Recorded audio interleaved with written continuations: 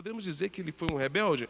Afinal de contas, na cultura, no mundo que ele vivia, não se podia trabalhar no sábado, se fazer nada no sábado, né? E ele curou um aleijado, se não me engano, né?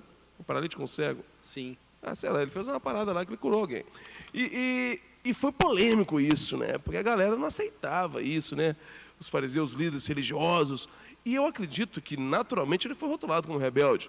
Né? A galera, pô, é um absurdo, você não pode fazer isso. O sábado é para ser guardado, como é que você faz isso? Você está sendo um irresponsável, um moleque, não pode fazer. Ele foi... E aí, para muitos, talvez para a maioria, ele era um rebelde. Como eu tinha falado, né, anteriormente, o referencial que a gente tem é Deus e a palavra dele.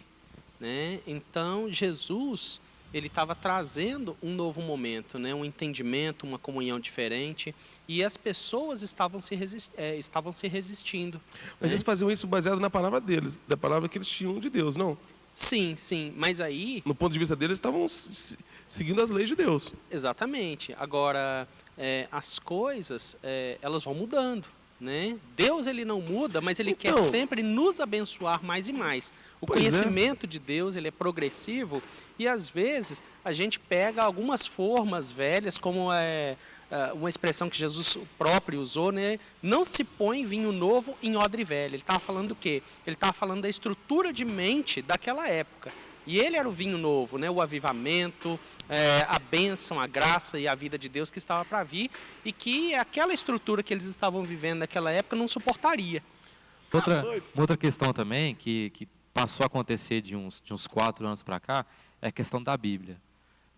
Eu, particularmente, eu não uso mais a Bíblia de papel. Eu uso a Bíblia digital no celular.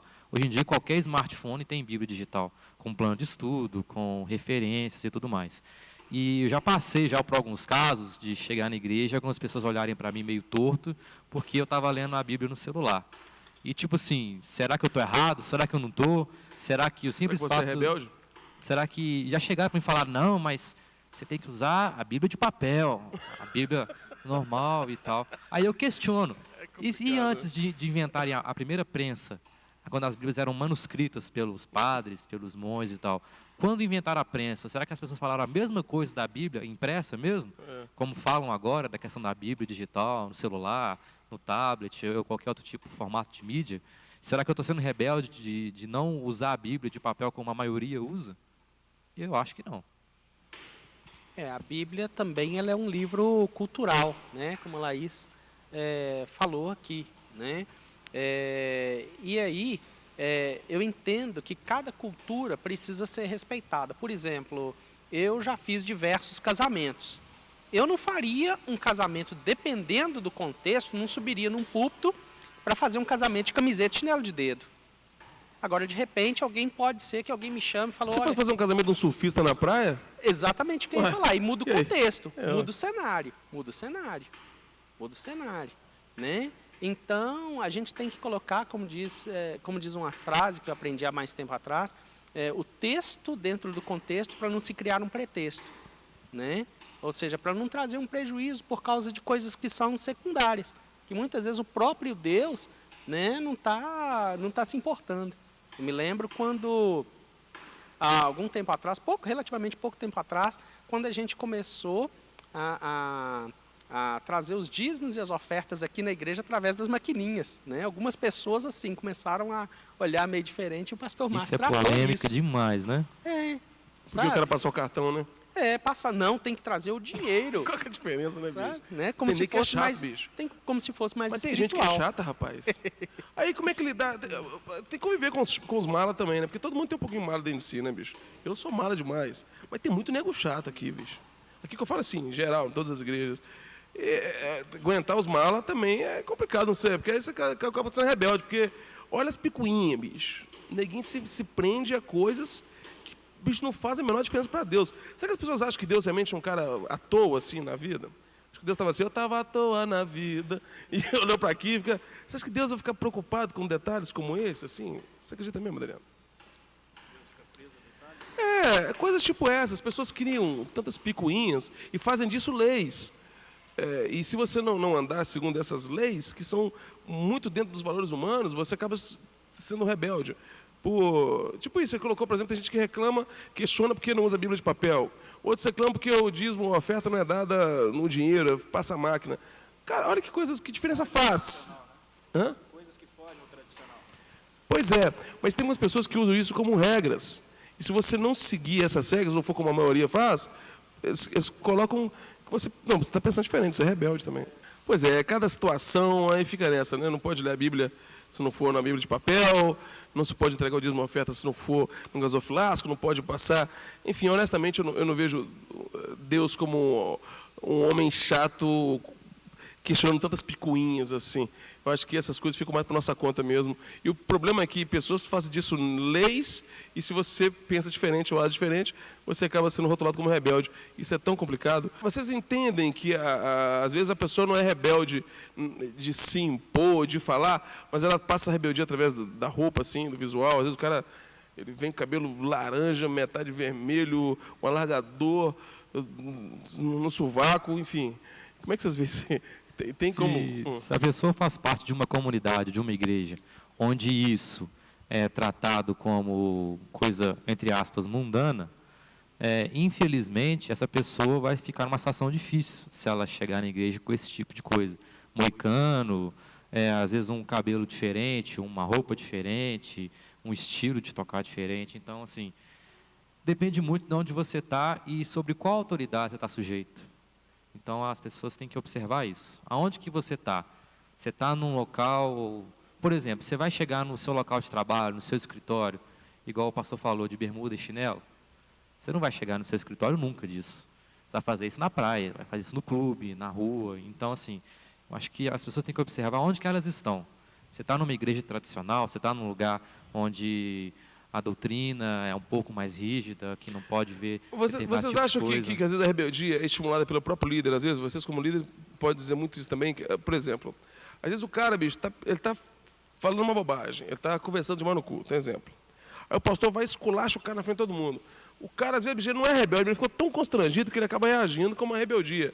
Eu não estou nem para mostrar que não ficou sem graça, mas o cara não sabe onde enfia a cara, rapaz.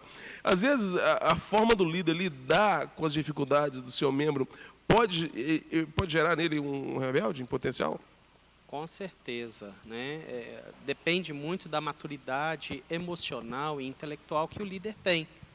E tem me vindo à mente aqui, durante o tempo que a gente, né, ouvindo a música, ouvindo também os irmãos, tem me vindo à mente o seguinte, que esse padrão que eu tenho falado, né, esse padrão, essa trilha que Deus tem, é Jesus, e Jesus é o amor.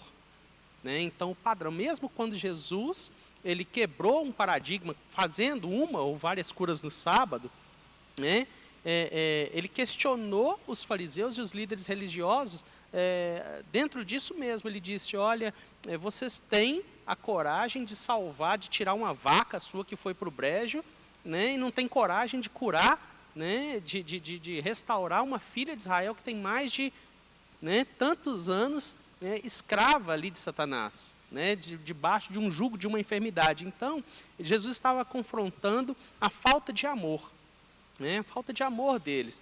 E a Bíblia fala também que se o nosso comer carne escandaliza o meu irmão, né, então eu não estou pronto.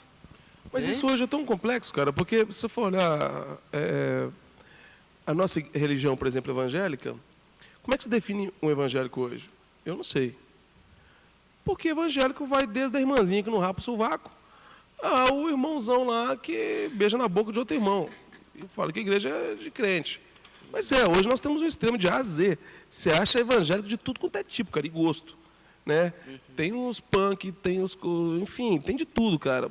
Se eu for andar em cima disso também, eu vou ser o quê? Porque o problema é que, às vezes, a irmã da saia longa e do cabelo no joelho, ela escandaliza a irmã que é careca, porque ela é doidona e fez a tatuagem na nuca e quer ficar careca. Porque a gente pensa que só o doidão que escandaliza o careta, mas, às vezes, o careta escandaliza o doidão. Sim. E essa parada de, se eu comer carne, se eu for olhar como é que eu ando, eu vou andar meio de terno e meio pelado.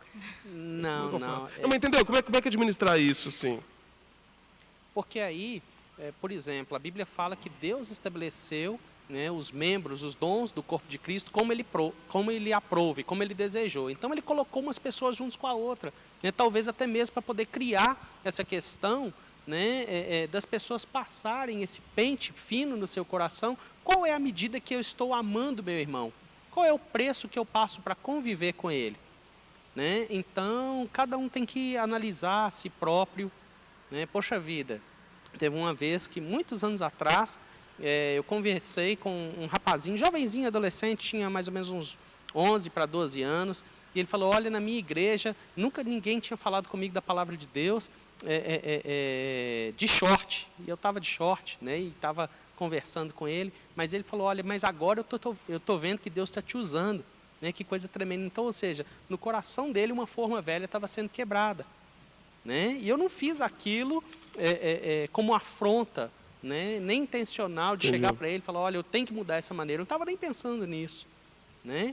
Mas eu estava amando, eu estava me preocupando com a alma dele, abençoando a vida dele, e ele recebeu isso, né? Então, eu vejo que de tudo, o que a gente está vivendo hoje, que vai permanecer de fato é o amor. Bom, a nossa pergunta é o seguinte, pensar diferente é ser rebelde? Aí eu pergunto para vocês, qual a resposta que vocês dariam para quem está em casa nos assistindo agora, e ele se sente assim, ó, alguém que pensa diferente de onde ele está.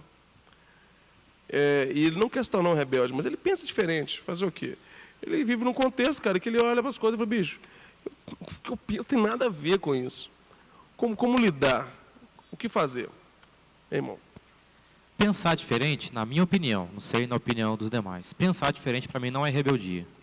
Eu posso estar inserido dentro de um contexto, dentro de uma linha de pensamento de uma comunidade. Quer dizer o seguinte, se você estivesse numa igreja, você pensa tudo diferente deles, por exemplo. Você pensa que não tem nada a ver dançar, eles proíbem de dançar. Você pensa que não tem nada a ver ir no barzinho, sair com seus amigos, eles falam que não pode. Eles pensam, tipo isso. E aí? Como viver no contexto de uma igreja que você pensa diferente deles? Eu tenho o direito de pensar diferente, não sou obrigado a concordar. Agora, se eu estou... É aquilo que eu sempre gosto de falar e que eu sempre falando aqui. Se eu estou inserido naquele contexto ali, se eu estou debaixo daquela autoridade, eu tenho que me sujeitar. Se eu for contra, se eu fazer o que falaram para eu não fazer ali dentro, eu estou sendo rebelde. Tá, mas o cara vai sair então, beleza. Então, desse contexto eu prefiro, que sai. nesse caso, a pessoa procurar um lugar onde ela vai se encaixar. Mas aí também tem que cair tem que ficar com uma cuidado, porque depois tem algumas coisas que não encaixam nele também, ele vai procurar outro lugar, e na verdade ele não vai parar em lugar nenhum, porque ele nunca vai ter lugar que encaixe com tudo que ele pensa. Aí ele vai e faz o seguinte, ele monta a igreja dele, e é o que acontece muitas vezes. O cara monta sou eu e eu mesmo, do jeito que eu penso. Aqui, eu penso assim, igreja assim, aí surge mais uma nova igreja, né? E aí? Acho que é por isso que hoje em dia surgem muitas denominações, porque várias pessoas acabam pensando de formas diferentes. Por isso que, igual você falou, tem essa diversidade imensa de crente. É gente pensando diferente demais, porque cara. O povo pensa diferente, não se insere naquele contexto, então eu vou criar a minha comunidade. Mas, meu Deus, me explica uma coisa. Como é que existe tantas igrejas seguindo a mesma Bíblia, pensando tão diferente, usando a própria Bíblia para descontextualizar o outro? Que nem você citou o fato dele ser pastor de uma denominação e ter membros que não são de acordo com o pensamento dele. É interessante ver que nem Jesus, ele não impunha os seus pensamentos, ele compartilhava os seus pensamentos e a partir daí as pessoas, após entender, conhecer os pensamentos dele, começavam a seguir. Então, eu vejo que assim é diferente de você impor o pensamento. Hoje a gente vê muito nas igrejas, nas denominações, um quadrado de religiosidade. Que nem esse julgar, esse preconceito em relação ao próximo, eu vejo que fica muito limitado dentro da religião. Essa não é a forma certa de se vestir, essa não é a forma certa de se falar, essa não é a forma certa de você vir para a igreja, de ir para um culto, que nem o pastor citou, que ele estava compartilhando o evangelho com um garoto e ele estava de short, e o garoto ficou assustado, porque ninguém nunca compartilhou o evangelho com ele, com aquela vestimenta. Então, assim, quando o pensamento é compartilhado, que as pessoas começam a conhecer e receber esse novo entendimento. E que nem eu vejo assim, quando eu vinha para cá, eu vinha analisando a vida de Jesus. Nem Jesus, digamos assim, ele foi o Steve Jobs do Evangelho. Uhum. Ele trouxe uma nova forma de se interpretar aquilo que Deus estava fazendo, aquilo que Deus estava dizendo. Como o pastor citou, é sábado, não, o que você vai fazer? Eu faço bem ou faço mal? Eu curo ou deixo morrer?